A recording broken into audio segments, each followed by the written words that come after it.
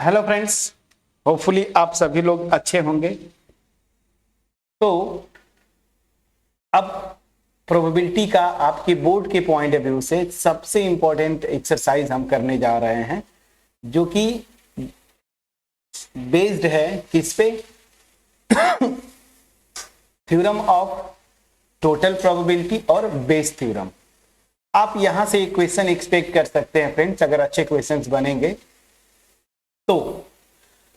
इस एक्सरसाइज को बहुत ढंग से करना है आपको। और देखिए, इन एक्सरसाइज इसमें जितने क्वेश्चंस होंगे, खास करके बेस थ्योरम पे जो भी न्यूमेरिकल्स होते हैं, वहां पे आपको सबसे पहले सिंपल स्पेस का पार्टीशन पहचानना होगा। और याद करिए, पार्टीशन में मैंने लिखा था E1 E2 En ना, ये पार्टीशन सिंपल स्पेस का। और वो जो इवेंट ए है, ठीक है ना, उसको जो थ्योरी में हमने किया था, ये पहचानना मेन होता है। स्टूडेंट्स को यही पे जनरली कंफ्यूजन होता है और शायद इसी वजह से आप न्यूमेरिकल नहीं कर पाते हैं। तो आपको करना क्या है, पहले इन चीजों को समझना है। एक दो एग्जांपल जो शुरू के करेंगे, वहां से आपको यही पहचानना है कि कैसे आप E1 E2 En लेंगे, मतलब सिंपल स्पेस के पार्टीशन, और उसके बाद इवेंट ए, और उसके बाद तो आप कर ही ले जाएंगे, चाहे बेस थ्योरम लगाना है चाहे थ्योरम ऑफ टोटल प्रोबेबिलिटी। अब चलिए क्वेश्चन फर्स्ट करते हैं, इसका सोल्यूशन बिना देर किए। पहले क्वेश्चन पढ़ते हैं। An urn contains 5 red and 5 black balls. A ball is drawn at random, its colour is noted and it return to the urn. Moreover 2 additional balls of the colour drawn. ये language थोड़ा सा confusing है, यहां पे ध्यान देना होगा। क्या बोला है ना कि जो एक बॉल आपने ड्रॉ किया है ना, वो जिस कलर का होगा, या तो रेड होगा या तो ब्लैक, जिस कलर का है ना, तो आप करते क्या है, 2 एडिशनल बॉल उसी कलर का अर्न में मिला देते हैं। फॉर एग्जाम्पल देखिए, इसको समझना है तो सबसे पहले इस ग्राफ को आप समझें। ये अर्न है, अर्न मतलब थैला समझ लीजिए फॉर एग्जाम्पल। अब बोल क्या रहा है कि यहां पे 5 रेड बॉल्स हैं, ठीक है ना, ये 5 रेड बॉल्स हैं। और क्या बोला है, 5 ब्लैक बॉल्स हैं। तो ब्लैक के लिए अब मैं थोड़ा सा ये कर लेता हूं, 5 ब्लैक बॉल। अच्छा, ब्लैक तो दिखेगा नहीं, यहाँ पे स्क्रीन ही मेरी ब्लैक है। एनीवेज चलिए आपको समझने के लिए जो ब्लैक बॉल्स हैं उसको मैं व्हाइट कलर से ऐसे कर दिया। तो यहाँ पे 5 रेड और 5 ब्लैक बॉल्स हैं। अब क्या बोल रहा है, एक क्वेश्चन को समझिएगा। एक बॉल एट रैंडम आपने ड्रॉ किया, मान लीजिए फॉर एग्जांपल ये रेड बॉल है, ठीक। तो आप करेंगे क्या कि इसको तो वापस डाल ही देते हैं, ठीक है ना। लिखा है ना कि colour is noted and is return to the urn. तो रेड आ गई, फिर वापस इसमें आप इसको रिटर्न कर देंगे, तो अगेन 5 रेड हो गए। अब क्या बोल रहा है कि जो कलर आया था उसी कलर का 2 एक्स्ट्रा बॉल्स और डालते हैं, वो यहां पे लिखा है। More over 2 additional ball of the colour drawn. जो कलर आया था उसी कलर का 2 एक्स्ट्रा बॉल जो है यहाँ पे डाल देते हैं। अगर ये कलर व्हाइट आता, मतलब व्हाइट मतलब यहाँ पे ब्लैक, तो फिर यहाँ पे 2 एक्स्ट्रा ब्लैक बॉल्स इसमें ऐड कर देंगे।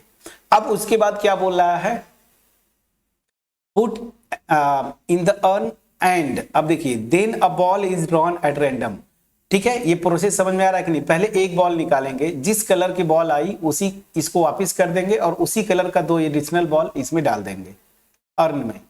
अब क्या बोला, डालने के बाद एक नई बॉल निकालते हैं इसी में से, और बोल कह रहा है कि what is the probability that second ball is red. मतलब जब फर्स्ट बॉल निकाला, उसी कलर के 2 एडिशनल बॉल डाल दिए आपने। अब बोला है कि जो नई बॉल निकाल रहे हैं, मतलब वो सेकेंड बॉल, वो रेड हो, उसकी प्रोबेबिलिटी क्या होगी।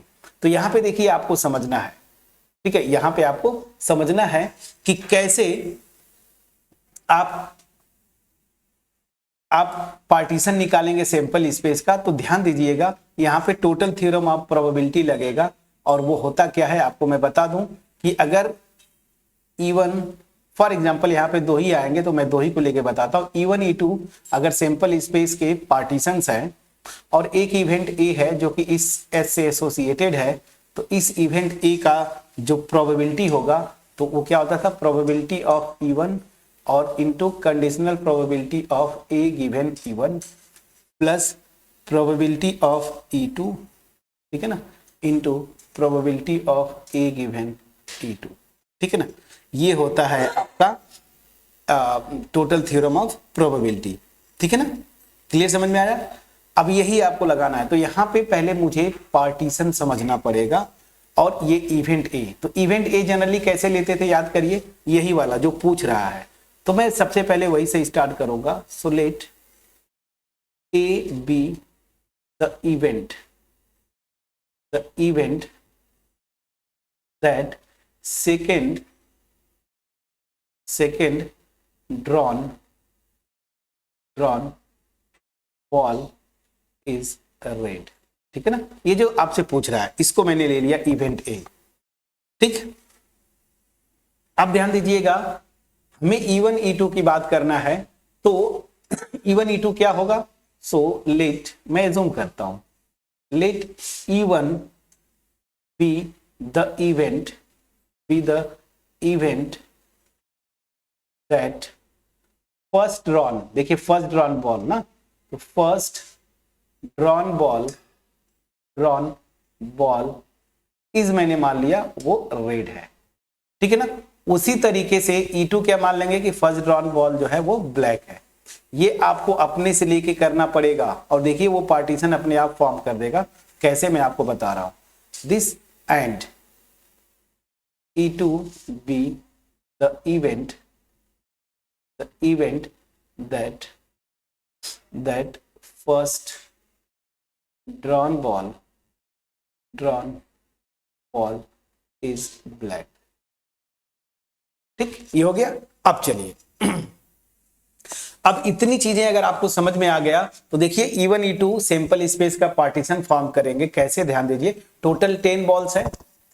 अब रेड बॉल ड्रॉ करना है आपको, तो कितनी रेड बॉल्स हैं, 5। उसी तरीके से E2 जो है ब्लैक, तो 5 ब्लैक बॉल्स हैं, तो टोटल ये सैंपल स्पेस का पार्टीशन फॉर्म कर देगा। तो आप चाहे तो लिख सकते हैं यहाँ पे, then E1 and E2 form partition.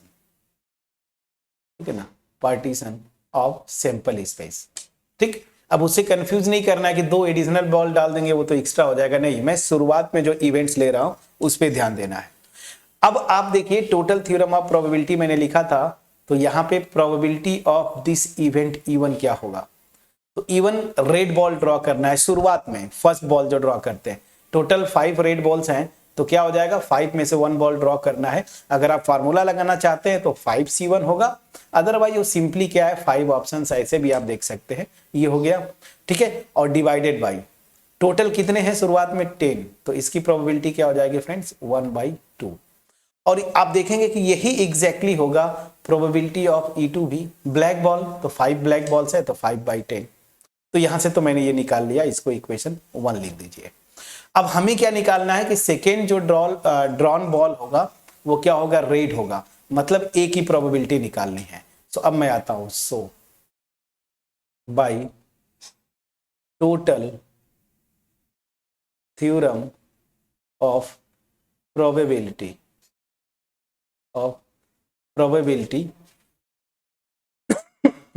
Of A, this is equal to probability of E1, probability of A given E1, ठीक है, plus probability of E2, probability of A given E2। ठीक है, ये हो जाएगा। अब यहां पे आपको ये पहले निकालना पड़ेगा, तो यहां पे अब मैं कैसे निकालूंगा, तो इसी को पहले मैं लिख लेता हूं, इक्वेशन 2। अब मैं आता हूं नाउ, इस फार्मूले में मुझे ये दोनों प्रोबेबिलिटीज निकालनी है। तो क्या है, probability of A given E1। इसका मतलब क्या होता है कि मैं जो फर्स्ट बॉल ड्रॉ किया ना वो रेड है, ध्यान दीजिएगा, तो सेकेंड जो बॉल ड्रॉ करेंगे वो भी रेड हो, यही ना, ये कंडीशन है कि पहली जो बॉल है वो रेड हो। जब पहली बॉल रेड होगी फ्रेंड्स, तो आपने क्या किया, 2 एक्स्ट्रा बॉल डाल दिया रेड, तो टोटल कितने हो जाएंगे, 7। अब इन 7 में से आप बॉल खींच रहे हैं ना, सेकेंड जो ड्रॉ करेंगे इन 7 में से, तो यहां पे फेवरेबल इवेंट्स कितने हो जाएंगे, तो टोटल हो जाएंगे 7 अपॉन, अब ध्यान दीजिएगा सैंपल स्पेस बदलेगा, पहले 10 थे, 2 एक्स्ट्रा आपने डाल दिया, तो कितने हो जाएंगे 12। यही चीज आपको ध्यान देना था जो मैं बार बार आपको बोल रहा हूं, ये हो गया।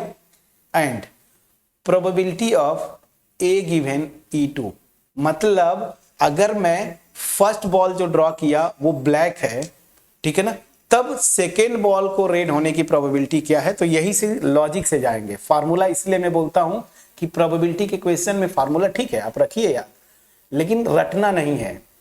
तो अब क्या हुआ कि ये वाला केस, ब्लैक बॉल ड्रा किया आपने, 5 रेड है 5 व्हाइट है, ब्लैक बॉल आया, इसको वापिस किया आपने, तो जिस कलर का बॉल था वही 2 बॉल्स एडिशनल आप डालेंगे, तो यहाँ पे 2 एडिशनल ब्लैक बॉल्स डालेंगे, तो अब कितना हो जाएगा 5 रेड और 7 ब्लैक। समझ में आ गया। तो इस केस में रेड बॉल के लिए कितने ऑप्शंस होंगे, 5C1 ही होगा। तो इस केस में क्या हो जाएगा 5 अपॉन, तो अभी सी बात है 12 होगा, 5 रेड और 7 ब्लैक बॉल्स। अब ये निकाल दिया तो बस सीधे सी बात है, सो फ्रॉम 1 प्रोबेबिलिटी ऑफ ए मतलब सेकेंड ड्रॉन बॉल जो है वो रेड होगी, प्रोबेबिलिटी ऑफ E1 हाफ है, conditional probability of A given E1 अभी आपने निकाला 7/12 प्लस प्रोबेबिलिटी ऑफ, देखिए इसी फार्मूले में रख रहे हैं 2 में, ये भी हाफ है और इसकी प्रोबेबिलिटी जो है 5/12 है। तो कितना हो जाएगा 7/24 प्लस 5/24 कितना हो जाएगा 12/24, तो ये हो जाएगा 1/2। तो आपका आंसर क्या है फ्रेंड्स 1/2। कितना अच्छा क्वेश्चन था। और इस एक्सरसाइज में टोटल थ्योरम ऑफ प्रोबेबिलिटी में यही एक क्वेश्चन है, बाकी आप देखेंगे मतलब मैं देख रहा था तो मैक्सिमम बेस थ्योरम पे आने चाहिए, बट कितना अच्छा क्वेश्चन था ये। आपको इवेंट्स मतलब E1 E2 ये पहचानना है जो कि पार्टीशन फॉर्म करेंगे, उसके बाद ए क्वेश्चन के अकॉर्डिंगली, और फिर जो है यहां पे टोटल थ्योरम ऑफ प्रोबेबिलिटी ये लगा दिया। अब नेक्स्ट क्वेश्चन जो है क्वेश्चन नंबर 2 आपके सामने है। अब क्वेश्चन नंबर 2 के लिए आप देखेंगे यहां पे बेस थ्योरम लगेगा। तो मैं फिर से बोलूंगा, अगर डायरेक्ट आप एक्सरसाइज पे आ गए हैं तो क्वेश्चन नंबर 2 के पहले बेस थ्योरम जो मेरा थ्योरी पोर्शन है उसको बहुत ढंग से देख के आइएगा, और उसके बाद फिर हम क्वेश्चन नंबर 2 नेक्स्ट वीडियो में करेंगे। बट मैं ये कहूंगा कि आप ट्राई करेंगे कम से कम 2 to 3 टाइम्स। मैं बोल दे रहा हूं कि ये क्वेश्चन नंबर 2 बेस थ्योरम पे आएगा, तो इतना हिंट बहुत है, आप ट्राई करिएगा। नहीं होगा मैं सॉल्व करूंगा नेक्स्ट वीडियो में। मिलते हैं, तब तक अपना ख्याल रखें, पढ़ाई करते रहे friends. Thank you so much friends.